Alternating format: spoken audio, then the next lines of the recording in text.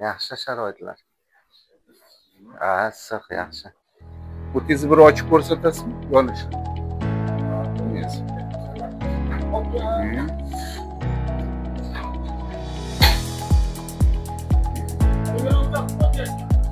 Ha.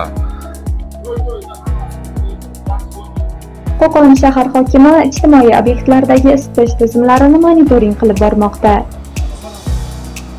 Xususan, Qo'qon shahar yuqumli kasalliklar shifoxonasida o'tkazilgan rejali monitoring tashrifi davomida qozonxonalar faoliyati va yoqilg'i zaxirasi o'rganildi. Bu yerdagi qozonxonada ko'mir yordamida barcha binolarda mo'tadil iliq harorat ta'minlanmoqda.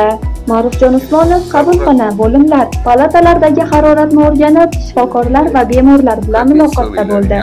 Suhbat chog'ida shifoxonada yaratilayotgan sharoitlar, ko'rsatilayotgan tibbiy xizmatlar darajasi, tibbiy xodimlar muomalasidan bemorlarning qoniqish darajasi o'rganildi.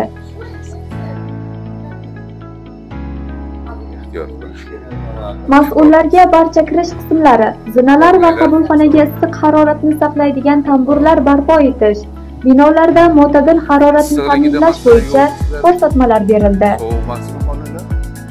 Yaxshimi?